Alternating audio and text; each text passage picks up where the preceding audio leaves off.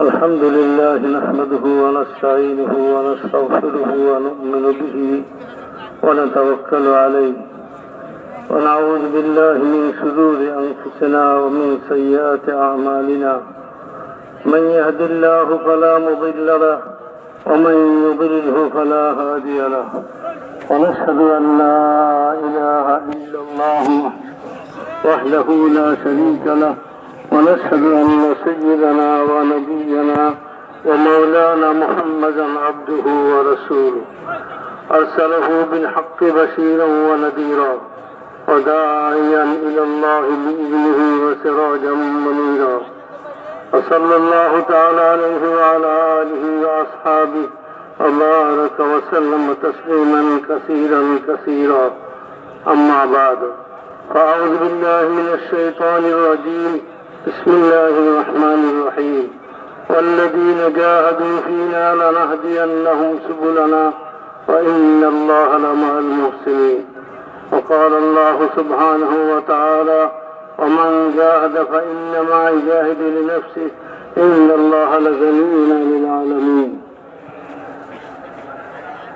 وقال الله سبحانه وتعالى كنتم خير أمة أخرجت للناس تأمرون بالمعروف وتنهون عن المنكر وتؤمنون بالله وقال الله سبحانه وتعالى قل هذه سبيلي أدعو إلى الله على بصيرة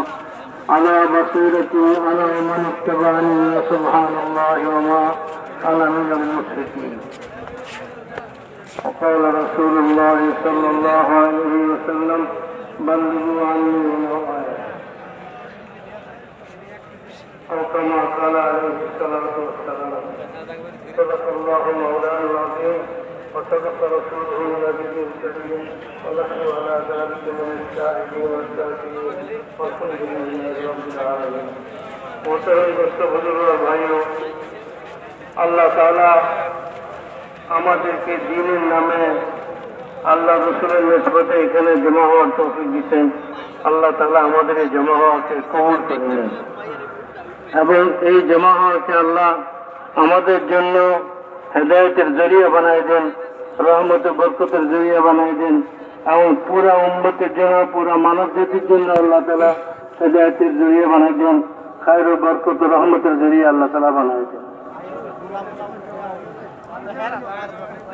আল্লাহ তাআলা মেহেরবানি করে আল্লাহ তার এক বান্দাকে দিয়া এই আলমী মেহনত, এই আলমী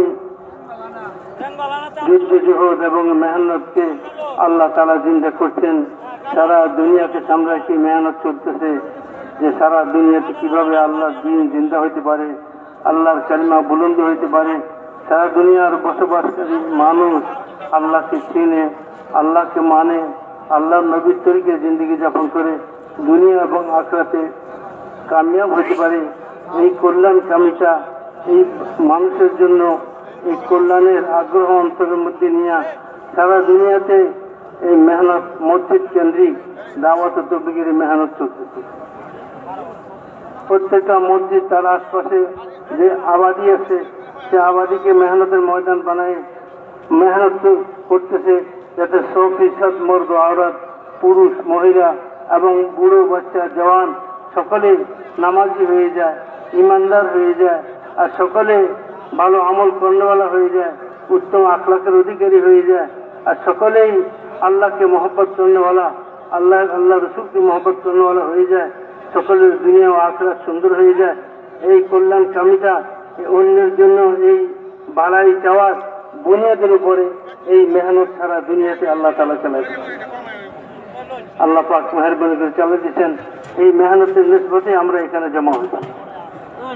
আমরা এটাকে বিশ্বাসমা বলি এই জন্যই যে বিশ্বের বিভিন্ন দেশ থেকেও মুসলমানরা এই জজবা, এই আগ্রহ নিয়ে এখানে শরীক।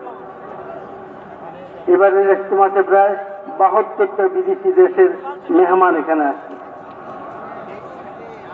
70-এর অধিক বিভিন্ন দেশের মেহমান এখানে আসছেন।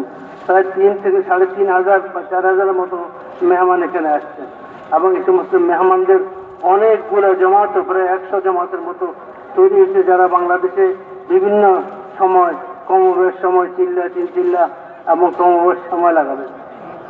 এবং এখান থেকেও 50-এর ঊর্ধ্বে জামাত তৈরি হয়েছে, যা দুনিয়ার বিভিন্ন দেশে যাওয়ার জন্য তৈরি হয়েছে। 5 মাস আল্লাহ রাস্তায় লাগাবে, 4 মাস আল্লাহ রাস্তায় লাগাবে, এই নিয়তে এই আগ্রহে তারা জমাতবন্দি হয়েছে। তো মেরে ভাইয়া বুঝল, আমাদের এখানে জমা হওয়াটা কোনো আপনার রেওয়াজি জমা হওয়া নয়, প্রচলিত কোনো জমা হওয়া নয়। যেরকম মানুষ খেলাধুলার মাঠে আর বিভিন্ন কিছুতে সব জমা হইতেছে, মাঝে মাঝে জমা হইতেছে, আর বেকার সময় খরচ করতেছে, এরকম কোনো জমা হওয়া নয়। এটা বহু বড় উদ্দেশ্য এবং মানুষের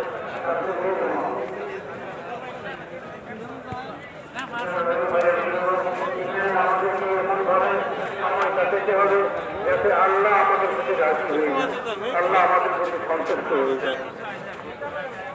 এখানকার প্রত্যেকটা মিনিট, প্রত্যেকটা সকাল বিচার, রাত্রি দিন কিভাবে কাটাইতে হবে যে আল্লাহ আমাদের প্রতি সন্তুষ্ট হয়ে যান, রাজি হয়ে যান, এবং আল্লাহ আমাদের এই সমাবেত হওয়াকে, এই জমা হওয়াকে পুরো মানব জাতির হৃদয় ও কল্যাণের জন্য আল্লাহ উৎসবে বানাই দেন।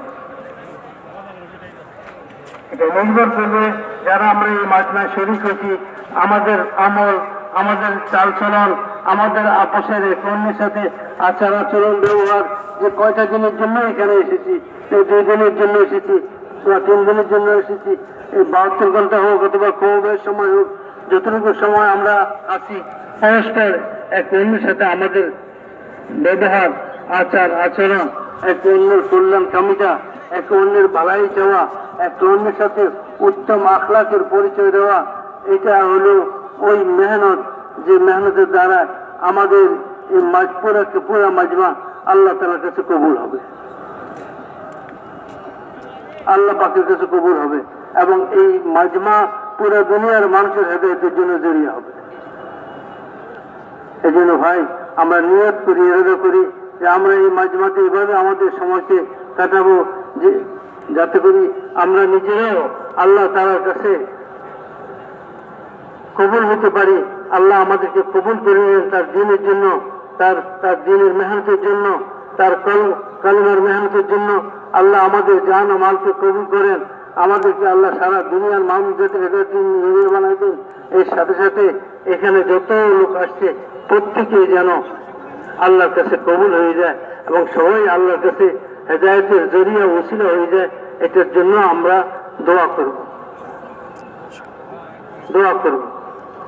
এখানে আমার সময়টা যেন ঘোরাঘুরির মধ্যে না কাটে, বাজারে এখানে সেখানে কেনাকাটার জন্য।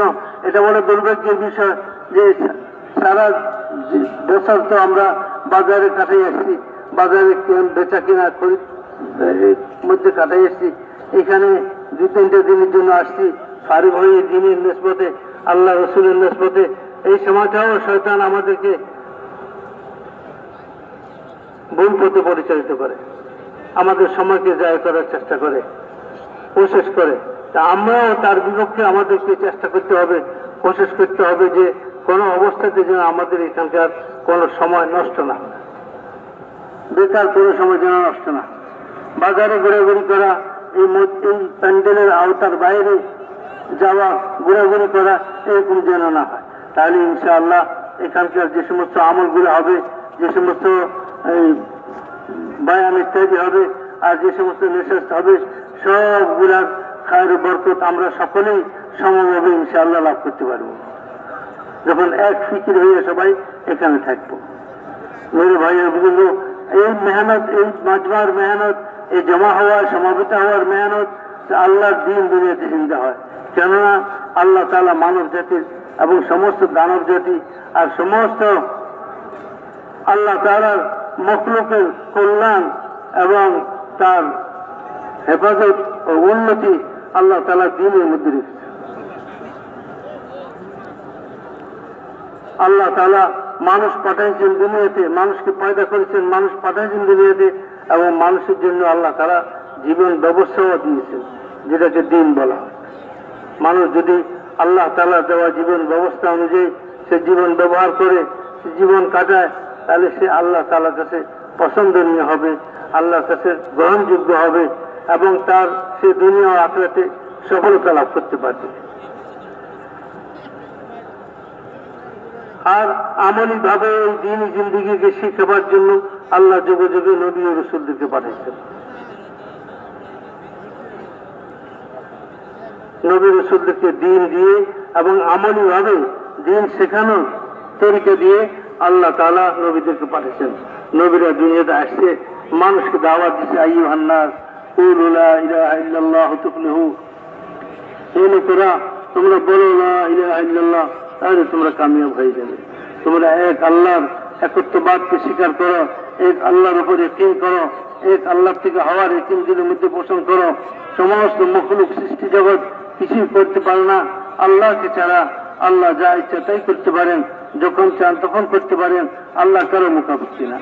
সমস্ত সৃষ্টি জগৎ বালুকণা থেকে নিয়ে পাহাড় পর্যন্ত, জমিন থেকে নিয়ে আসমান পর্যন্ত, এক ফোঁটা পানি থেকে নিয়ে মহাসমুদ্র পর্যন্ত, একটা পিঁপড়া থেকে নিয়ে জিবরাইল আলাইহিস সালাম পর্যন্ত, ছোট বড় যত মখলুক সৃষ্টি জগৎ আছে এই সবেরই স্রষ্টাকে আল্লাহ তাআলা।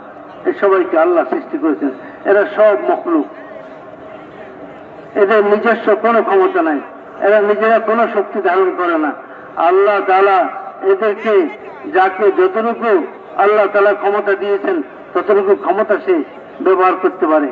আল্লাহর দেওয়ার বাইরে, আল্লাহর বরাদ্দের বাইরে কোনো কিছু করতে পারে না এরা। এগুলো আল্লাহ তাআলা দিয়েছেন আমাদের পরীক্ষার জন্য, যে আমরা এই সমস্ত মখলুকাতের মধ্যে যে গুণাবলী দেখি, সেই গুণাবলীগুলো দেখে আমরা কি মখলুকাতের বিশ্বাসী হই, নাকি আল্লাহ তাআলার বিশ্বাসে আমরা বিশ্বাসী হই। যে না, মখলুক থেকে যা কিছু হইতে দেখা যাইতেছে এটা ধোঁকা, আসল হইতেছে কোথা থেকে? আল্লাহ থেকে হইতেছে, আল্লাহ করতেছেন। অনেক দূর পর্যন্ত যখন আপনি তাকাবেন তখন দেখা যাবে যে অনেক দূর তাকানোর পরে সামনে আর কিছুই নাই, কিন্তু আসলে এটা নজরের ভুল, দেখার ভুল, দৃষ্টিশক্তি তার বাইরে আর যায় না। এই কেননা মানুষের দৃষ্টিশক্তিও একটা সীমাবদ্ধ। আল্লাহ তাআলা মানুষকে যে দৃষ্টিশক্তি দিয়েছেন এটা সীমাবদ্ধ। এই জন্য তার চোখ এক সীমা পর্যন্ত দেখে, এরপরে তার কাছে আর কিছু দেখা যায় না, সব ঝাপসা মনে হয়। এবং সেই এই ঝাপসা দেখার উপরে যদি বলে যে সামনে আর কিছুই নাই, তো এটা তার বোকামি, এটা তার বোকামি। আর যতটুকু সে দেখে অতটুকুর মধ্যে যা কিছু হওয়া দেখতেছে, এটাকে যদি বাস্তবতা মনে করে, এটাকে যদি মখলুকের নিজস্ব ক্ষমতা মনে করে, তো এটাও সে ভুলের মধ্যে আছে। নবীদেরকে এই ভুল ভাঙাইবার জন্য আল্লাহ তাআলা পাঠাইছেন যে মানুষকে আমার একত্ববাদের দাওয়াত দাও, আমার শক্তি এবং আমার মহত্ব বড়ত্বের দাওয়াত দাও, এবং আমার শক্তি সম্পর্কে তাদেরকে ধারণা দাও, যাতে তারা আমাকে চিনতে পারে এবং আমার হুকুমতে জীবনযাপন করে, যাতে আমি তাদের প্রতি সন্তুষ্ট হয়ে যেতে পারি। তাদের দুনিয়াও সুন্দর হয়ে যাবে, আখিরাতও সুন্দর হয়ে যাবে। কেননা মেরে ভাইয়ের বুজুর্গ, দিন ছাড়া বিকল্প কোনো পথ, কামিয়াব হওয়ার, সফলতা লাভ করার বিকল্প কোনো পথ আল্লাহ তাআলা দেন নাই। সমস্ত মানব জাতির জন্য একটাই রাস্তা কামিয়াবি ও সফলতা লাভ করার, সেটা হলো দিন। কামিয়াবি সফলতা কি? কামিয়াবি সফলতা হলো মানুষের চাহিদা পুরো হয়ে যাওয়া, মানুষের চাহিদা পুরো হয়ে যাওয়া, মানুষ যা চায় তাই পেয়ে যাওয়া, এটাকে মানুষ সফলতা মনে করে। আর এটা এই দুনিয়াতে কোনো ব্যক্তি কোনোদিন এই পর্যায়ে পৌঁছতে পারবে না যে তার আর কোনো প্রয়োজন নাই, তার সব প্রয়োজন পুরো হয়ে গেছে, তার সব চাহিদা পুরো হয়ে গেছে। এরকম একটা লোকও সারা দুনিয়াতে পাওয়া যাবে? একটা লোকও পাওয়া যাবে না। হুজুর সাল্লাল্লাহু আলাইহি ওয়াসাল্লাম ফরমান, এই বনি আদম তারে আল্লাহ তাআলা তার ভিতরে যে পিপাসা, দুনিয়ার রোগ লালসা আল্লাহ তাআলা পয়দা করেছেন, তার এমন পর্যায়ের যে যদি সে স্বর্ণের একটা মাঠও পায়, তারপরে সে মাথা উঠে দেখবে আশপাশে আর কোনো মাঠ আছে কিনা।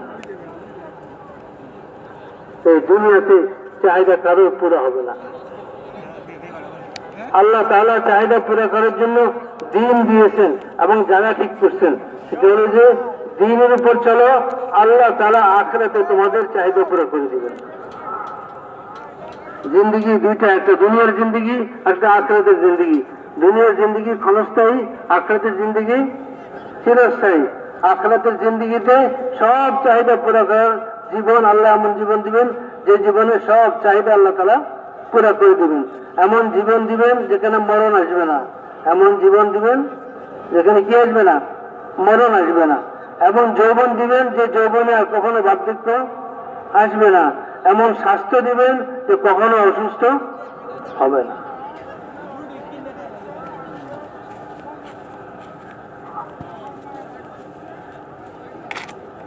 আল্লাহ তাআলা তাদের সব চাহিদা পুরা করে দেবেন।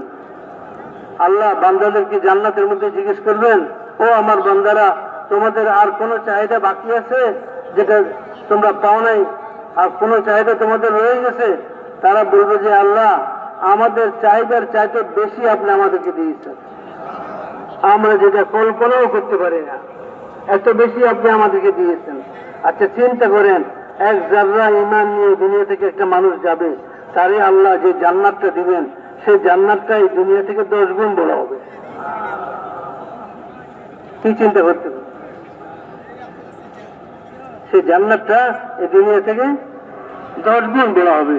যে জান্নাতের একটা ইট সোনার হবে, একটা ইট রূপার হবে, আর পিওর খালেস সোনা চাঁদি, কাঁচের মতো স্বচ্ছ, যে বিল্ডিং এর বাইরে থেকে ভিতর দেখা যাবে, ভিতর থেকে একটা পিওর স্বচ্ছ সোনা চাঁদির ইট হবে।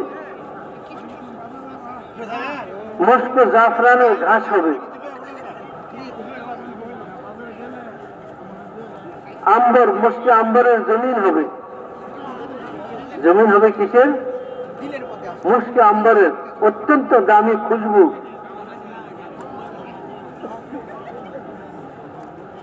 জমিনের মাটিগুলো এই মস্কে আম্বরের হবে। আর এই জমিনের মধ্যে যে ঘাস হবে, ঘাসগুলো কিসের হবে? জাফরানের হবে। সামান্য একটু জাফরান, এক কাপ চায়ের মধ্যে সামান্য একটু জাফরান দিয়ে দিলে পুরো চা খুশবুতে ভরে যায়। যেসব পৃথিবীর কয়েকটা দেশে আছে যেসব দেশে জাফরানের চাষ করে।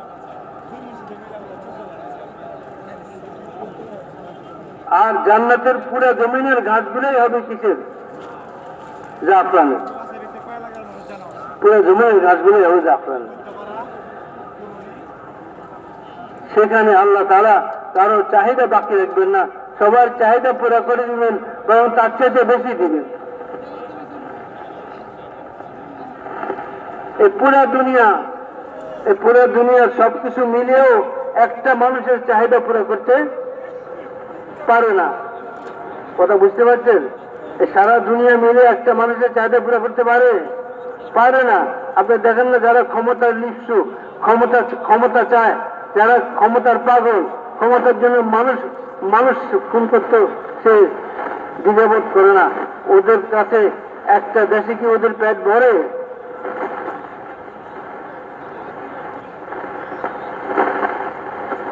একটা দেশে ওদের পেট ভরে না।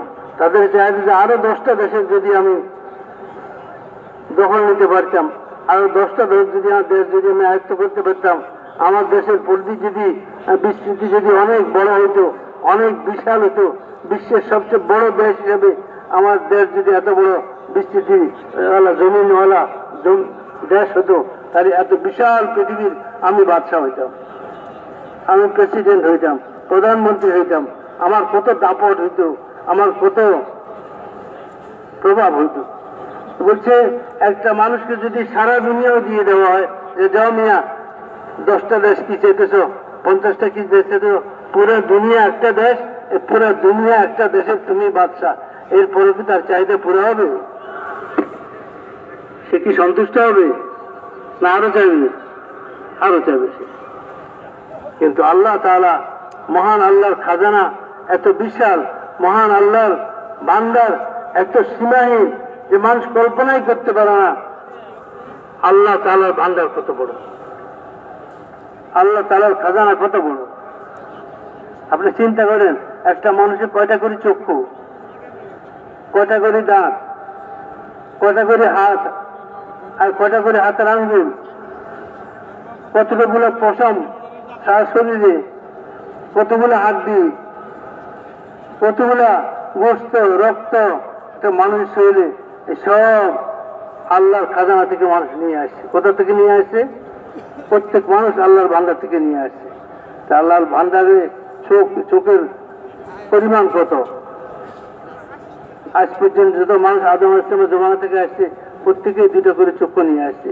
এখনো 800 কোটি মানুষ বর্তমানে আছে, এদের প্রত্যেকের দুটো করে চোখ হলে কত কত কোটি চোখ? 1600 কোটি। এখন এই এত কোটি কোটি চোখ দুনিয়ার শুরু থেকে মানুষ নিয়ে আসতেছে, কিয়ামত পর্যন্ত নেবে। এত কোটি কোটি মাথা, ব্রেন, আর এর সব কিছু মানুষ, কান, চোখ, নাক, গলা, পেট, এই সব কিছু তার, এগুলা প্রত্যেকে আল্লাহর খাজানা থেকে নিয়ে আসতেছে।